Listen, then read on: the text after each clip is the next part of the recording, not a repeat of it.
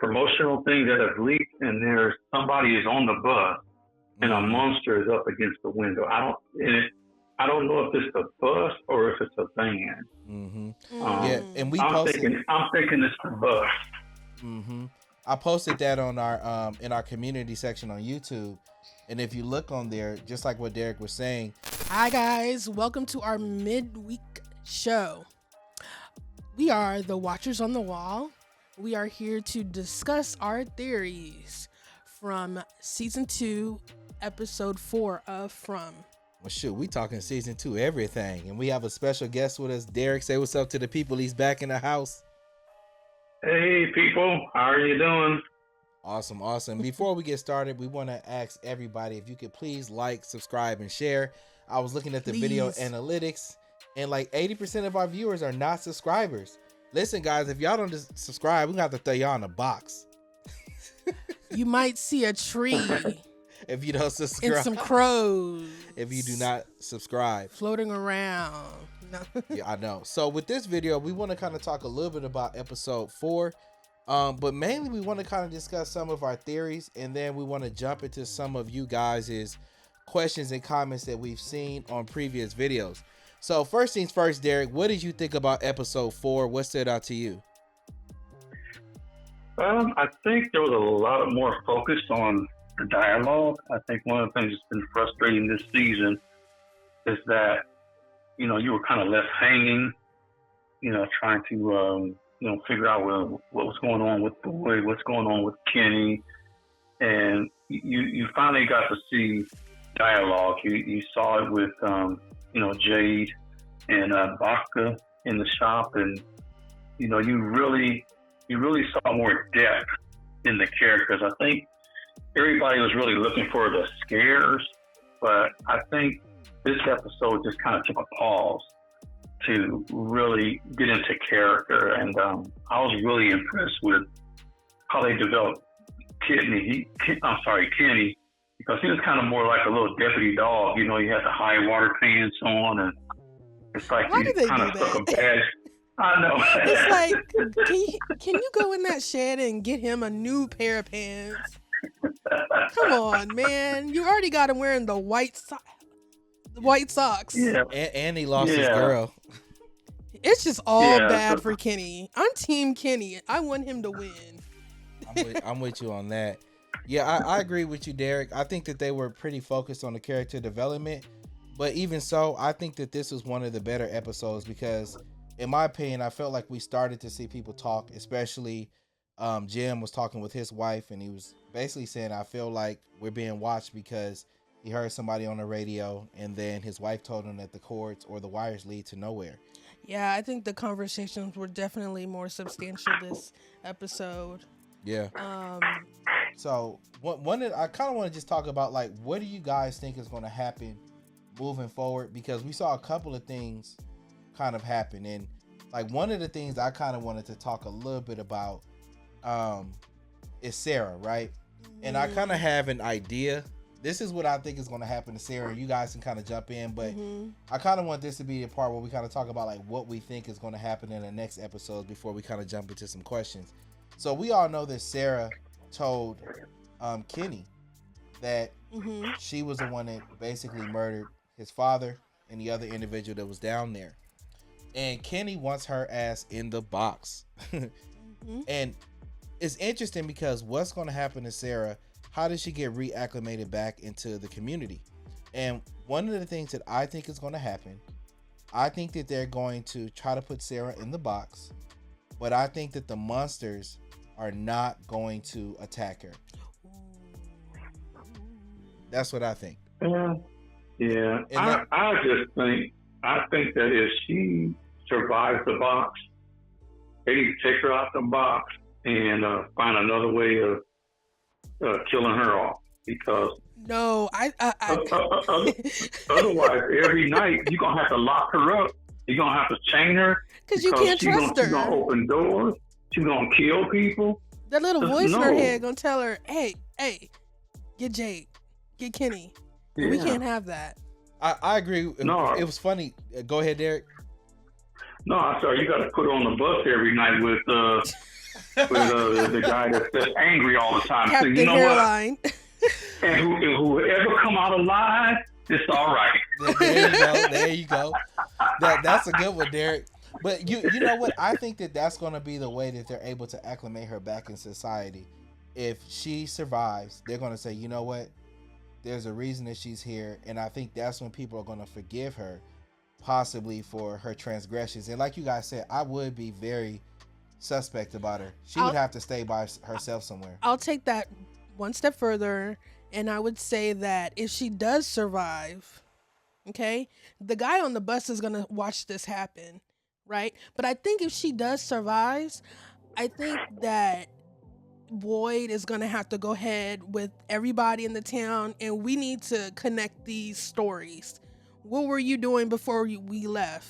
At what point did you see the tree and the crows? Where were you coming from? Where were you going on the bus? Where were you going on in your car? Like, they're going to have to come together as a community and start talking about what is going on and what Boyd saw in the forest, what Kenny and Kristen saw in the forest with Kelly and the rebar in her head. I mean, but I do, and I'll take a step further. I do think I'm gonna just call him Butch. Butch on the bus. No, his name is Randall. Okay, Randall. His name Randall, yeah. Randall. Okay, Randall. Randall is not gonna like that. I think he's going to be very anti letting Sarah go, even though he just got there. I think a little. Y'all might think this is crazy to me, but I think Randall is going to see something on that bus that may be beneficial and helpful. Oftentimes when we've seen the monsters, well, when we have seen them, they're kind of murdering and killing people. But throughout the village, or whatever you want to call it, most of the time people have their shades closed and they don't really interact, engage, or even look at the monsters. So I think Randall, the fact that he's on that bus, he doesn't have any curtains to pull down. I think Randall may see something that may be beneficial to the collective. Or they're just gonna bang on those windows, scare him, and he's gonna come out scared straight and act right. He probably is gonna act right. Or he's gonna have some information about the monsters, and this is what he struck me as. He's gonna have information to lord over everybody. If you don't give me my gun, if you don't give me my sweatpants out of my bag, then we can't talk, and you better let me back into the colony house.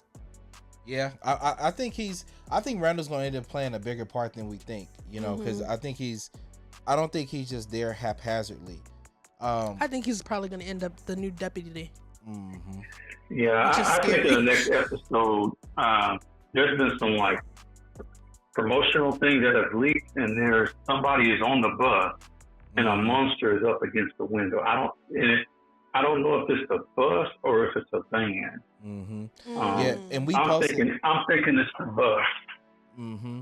I posted that on our in our community section on YouTube, and if you look on there, just like what Derek was saying, and this is one of our subscribers actually pointed it out. She said that there's somebody on the bus panicking, or it looks like a bus or a van, and there's a monster outside of the window. And I hope that you guys are cool with these spoilers and guesses. I've also heard on the internet, I don't even know if it's true or not, but if you're afraid of it being true, then you might want to go away for about 30 I almost seconds. want to go away. I don't want to be spoiled. Don't spoil it. They don't have to be true. Like, people just be making up stuff. I know. But the thing is, I shouldn't even say it's a spoil, because we've kind of somewhat talked about it. I think the worms are going to help Boyd. And we talked about this.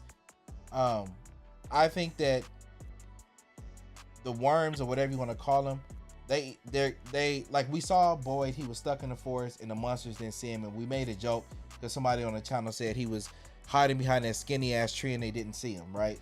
But I think that the worms, one of the things could be that they allow him to not be seen by these monsters, right? And to me, if that is the case, I think that they've been setting up for somebody to attack the monsters and try to trap them or something like that.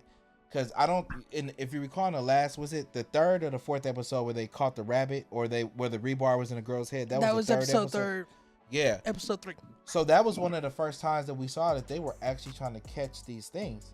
So I think we might see them actually try to trap one of these monsters. And if they try to trap one of these monsters, we're going to see them try to attack it or kill it. Like Jon Snow and the crew going behind the wall and getting a go. White Walker to take back to King's Landing. There you go. There you Again, go. this is not a Game of Thrones podcast. Yeah, but you know what I would almost do is I would trap one, like, you know, how you dig a pit, but you have it covered up, and then when they walk over, they just, you know, they fall into this pit. That sounds very Wile E. Coyote. Yeah, but then you can, you know, I'm coming to get you when it's daylight. Now what you gonna do? You know. There you go. I mean, that would be a really smart strategy. And what's interesting though, and Derek, you kind of talked about this a little bit earlier, is that some people are kind of wavering a little bit. Oh, that's a good segue. Let's talk about Fatima. Okay. And what's going on with her. We've got some comments here from our last video. Let's see if I can pull it up. Oh yes, from Lanicia. Yes. Right. Go for it. Yeah. And she's saying Fatima is losing a little hope that she has. She's adapted to the situation as best as anyone could.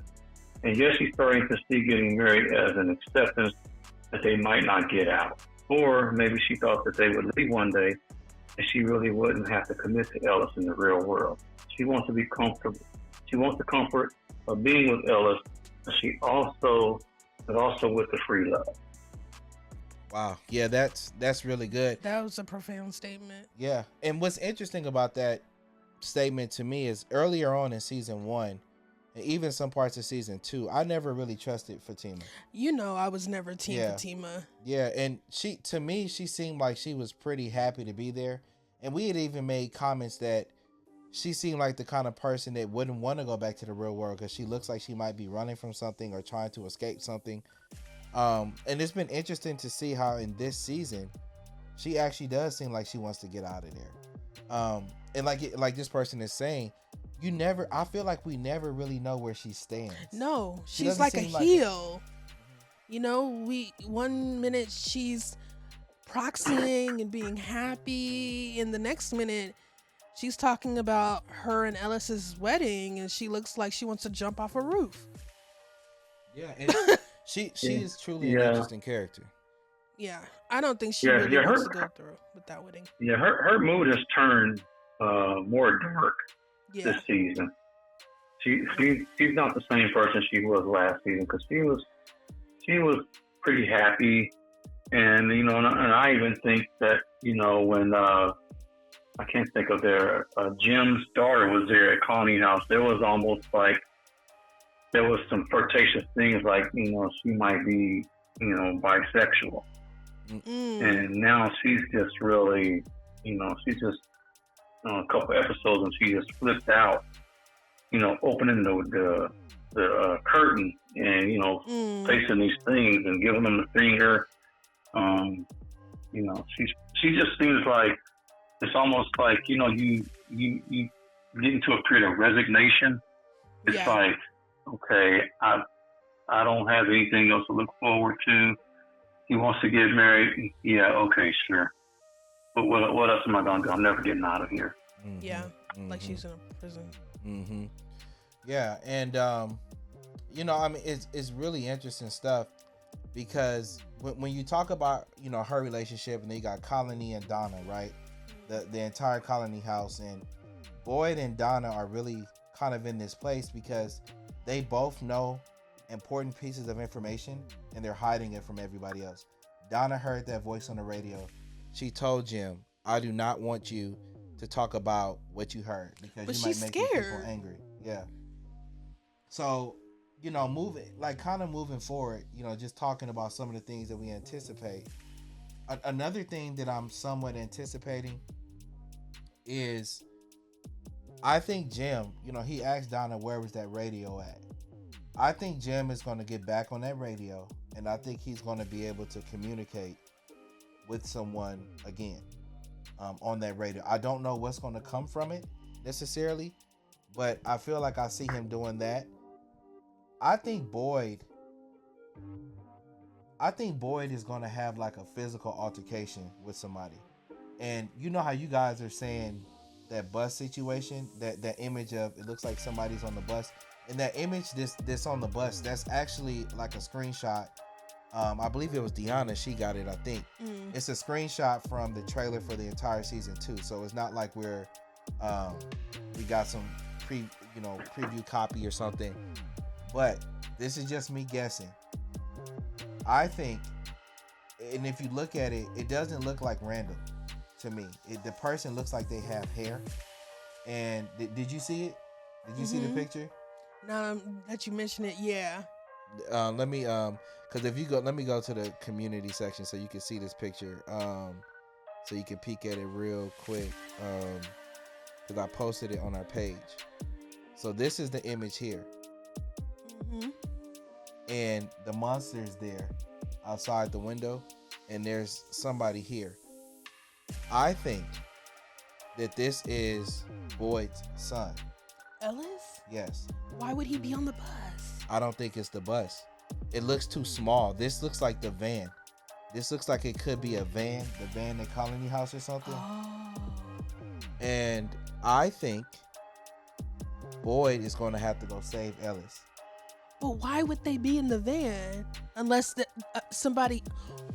Oh, wait a minute. What? Can cars and stuff come at night? I don't know. What you mean? Because this looks like at night. The only reason I've seen them in the van is going down to the town and trying to like keep people... Well, not keep people, but bust the tires open or like trying to usher people indoors because it's, you know, the sun is setting. What if some people came at night? I don't know. It makes no sense for them to be in that van at night unless, you know, later on in the season they're taking another trip out to the lighthouse, and you know maybe that's maybe they had the talisman like a portal to the way Patrick. out. Yeah, I mean, because and we're speculating that is weird that he would be in the van, but I think that's what's going to cause Boyd. I think that's when Boyd is going to really discover that he has powers or something, because I think if that image is Ellis, and he looks like he doesn't look. If you look at the image, he looks like he is in turmoil and scared. If he had a talisman and he was safe, you know that you would be fine. But would the talisman keep them from like? Yeah, if you're in the car, yeah, they don't, because you remember the Jen's family, they were in the when they crashed, they just put the talisman inside the camper and they couldn't come in the camper. That makes me wonder though, like when the house collapsed, there was a talisman in the house, but it was open. Oh, and there was no. It has to be 4 walls. It has to be like closed in, or and whatever. Also the underground. They were on top of the thing. Yeah. Are you ready for Candace's crack pop theory of the week? Go ahead. Candace's. I feel like I need a theme song. Candace's. Let me see if this thing got some music. Of the week. Candace's crack pop theory of the week. Nah, it ain't got no. It ain't making no noise. Well, here's my theory. All right. So I don't know if it's because a new season of Black Mirror is coming out, and you haven't watched Black Mirror, but I have. And those of you who are watching, I'm suspecting, or I'm assuming that you know Black Mirror, right? Okay. What if these people in Fromville signed up to be part of this experiment, and their memories got wiped, and they don't remember signing up for it, and they have to play certain roles in this reality for money or for this? Because if you Kenny's dad has Alzheimer's. What if he signed them up because they needed money for a cure or a treatment or something? What if Jade wanted to kick his drug habit and was like, okay, I'll go. Tabitha and Jim, maybe they wanted to help their son or get the. I don't know, but like I said, it's Candace's crackpot theory of the week. So every week I have a crazy theory. I don't think it's far fetched because yeah, that's not crazy. Yeah, I mean, because when you think about it, nothing in this world makes sense. So to me, it's not a real place, right? So because it doesn't make sense, and I've been kind of leaning toward that this is some type of VR type situation, and I've seen people say it's aliens and they have some kind of VR experiment going on. We've just heard different things, but I do think it's some type of VR type situation because there's too many things in this world that don't make sense to exist in like the natural world. I don't think it's aliens because this seems to be more of a horror than it is sci-fi. If this was on the Sci-Fi Network, I would say okay, aliens. Yeah. But you guys, MGM? I don't know. I don't think. If you guys remember Hunger Games, right? Yeah. Where they put them in this world, and they could manipulate things in that world to keep them in the game and to keep them killing each other, for sport. And I think this is somewhere along the lines of something like that, because if you think back to just things that have happened, when they set up that tower, when Jay set up that tower, and the voice came over the line and said, "Hey, tell Jim to stop digging." I'm sorry, tell Tabitha to stop digging. And what happened? She fell, and then a storm came, just totally unexpected type storm. And not only was it a bad storm that caused all these problems in the house and light bulbs popping and all that, but it damaged their crops. And so it's like these aliens or whoever these people are that's manipulating this. And again, like when Tabitha was digging in the house looking for wires, what happened? She fell through and she ends up in the monster's cave. And so it's like something is watching them. And then when they try to do something, if they try to go any kind of discovery of trying to figure this thing out, then these things, they come in and they manipulate the environment to keep them in, because it's just kind of their sadistic way of just keeping the game going, making these people keep the game going. Mm-hmm.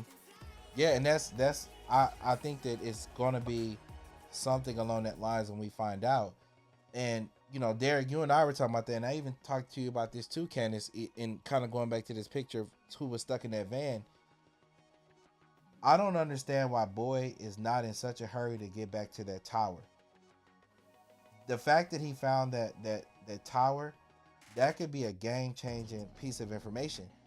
And we had talked about this in the last video, that I feel like they should use that bus and use it similar to like how him and Sarah used the tent going through the forest, but use the bus. Get in the bus, drive some down, go through the forest, try to find what you're looking for, and if you can't find it, get back on the bus to the town so you're safe, and make your way back to that tower thing. Because to me, there's a lot of answers that could be there, and if you go with a group of people, we can maybe get some answers to some things. And I think that's how maybe Boy discovers his son, or that's how they get trapped out there or something like that. But definitely it being like a VR game and somebody manipulating it and constantly controlling it to make sure that the variables or whoever's watching this game's favor, I definitely think it's something, to that effect.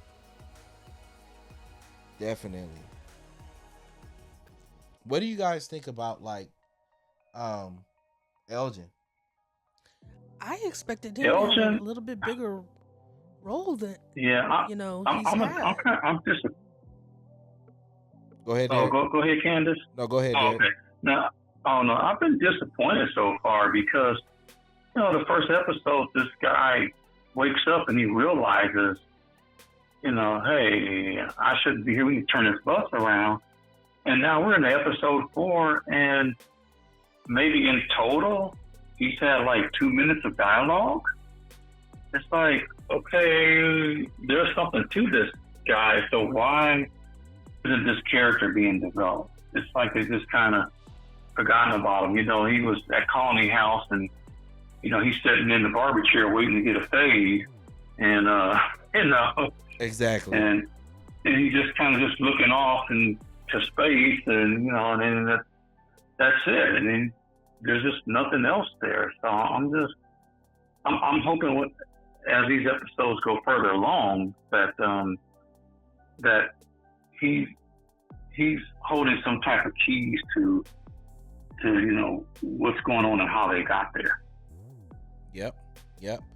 And going back to, we had talked about this last episode, that it seems like everybody that ended up there had a major shift in their life occurring. And we kind of emphasized the positive when Jade and the bus driver were talking, because they both had a positive thing in their life. Bacta. Her name's Bacta. Yeah, Jade had sold his company worth millions of dollars. She had just graduated college, and they end up there. But even when we said that, some of the people pointed out some of the negatives as well, because they said everybody kind of had a transition. Jim and Tabitha were on the verge of a divorce. Kenny's family had his dad's dementia to worry about. Sarah and her brother were running from something. Boyd's family is the only one that didn't seem to need healing until after they got there, laughing out loud. But even still, they were in a transitional period. They had retired. Boyd had just got that boat. It was going to be kind of like a new phase, kind of. I really want to see some backstories. Yeah. And then there's this rumor circulating around out there as well in different groups and stuff like that. And because I honestly think that the writers and the producers of the show, they're hearing the feedback, because if you're in the From groups and even in some of our comment sections, people are kind of divided as to how season 2 are going. I would say that for the most part, everybody who watched the show during season 1 was in love with the show. Like, they liked all the decisions that were being made and things like that. This time around, with this season, some people, or a lot of people, really think it's moving quite slow. I agree. Yeah. And there's this rumor out there that some of the larger YouTubers are kind of putting out there that episode 6 is supposed to be off the chain. Really? Yes, that's what they're saying. Episode 6? Yes. What happened to 5? I don't know. I guess because I guess in episode and I'm looking on IMBD right now trying to see if they have any, because you be on the episodes all the time, Derek. How do you see the different episodes? Season 2. Okay, here it looks like I'm looking at it now. Yeah, they don't have any images for that one, because somebody was saying that there was some images and stuff like that. This show is really hush hush. There's like no episode trailers or anything like that. Yeah, and I'm wondering what that's going to be. I'm wondering what's going to happen. I feel like we're going to see like something going on big again with the monsters. And then even with that, there's been a lot of conversation, and Derek and I were talking about this before we got on. I do agree at times that it seems like the thing I didn't like, I don't mind the dialogue. I want meaningful dialogue. I hate it when you have characters get together and they just like, I don't want to talk about it, and they walk out the room. And I'm like, what was the point of that?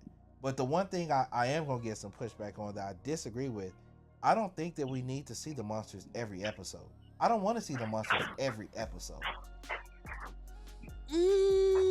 Occasionally, give them to me because then they lose. The monsters lose their je ne sais quoi. Yeah. Their spooky factor. Yeah, and I think one thing that we were talking about too earlier, Patrick, was that I think last 10, 15 years of movie making, everybody's kind of gotten to this MCU type of movies where there's explosions and constant action, and or Avatar where you have these out of this world special effects, and this is just a plain old fashioned scary story, and you're scared with the anticipation.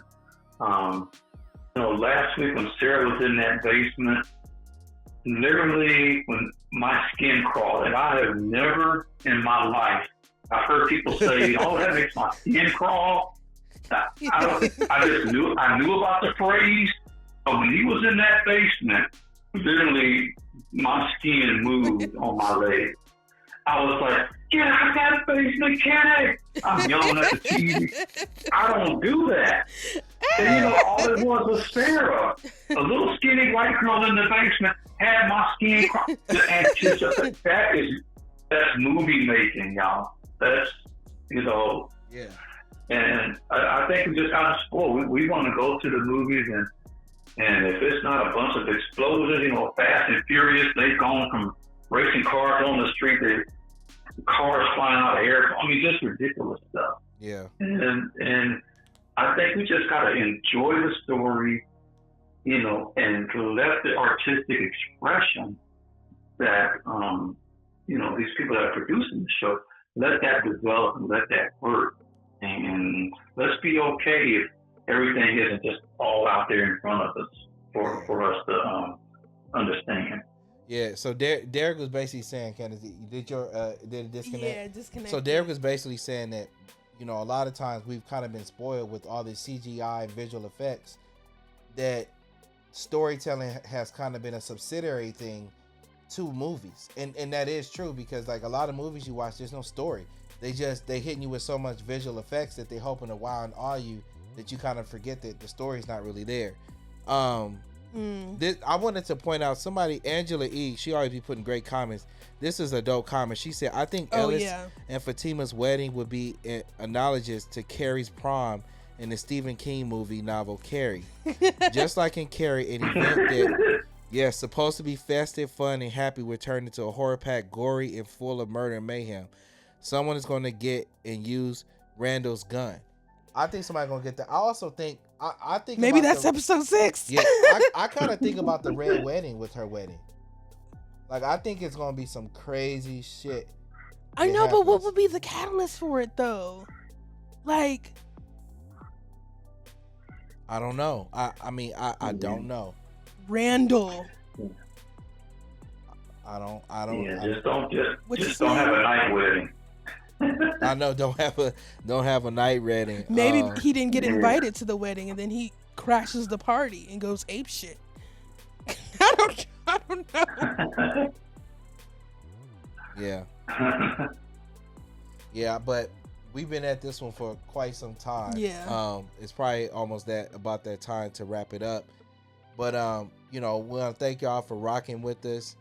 Hopefully you guys are enjoying the videos. Don't forget to like, subscribe, and share. We want to hear from you guys. I'm sure you've been hearing the rumors about episode 6. Hook us up. Let us know. We What want do to y'all know. think it's gonna be? Come on. Yeah, what do y'all think the rumor is? I want to know. Is it a red wedding?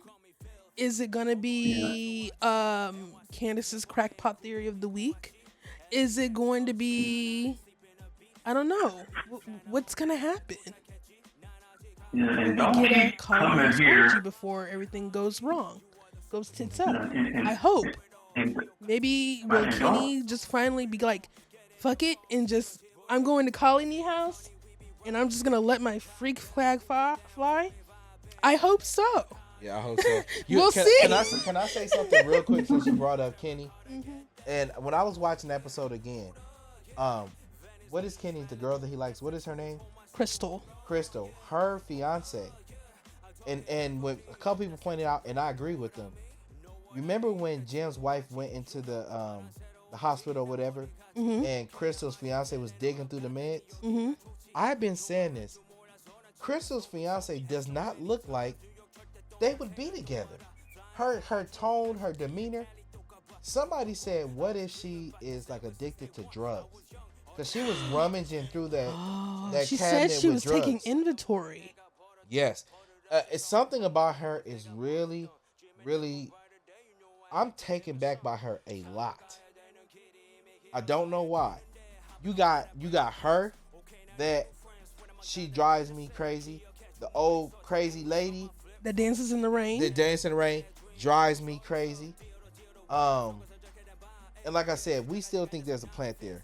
But what were you saying, Derek? We about to wrap this thing up. Derek was about to say something before we cut him off. I was just going to remind people, you love this content.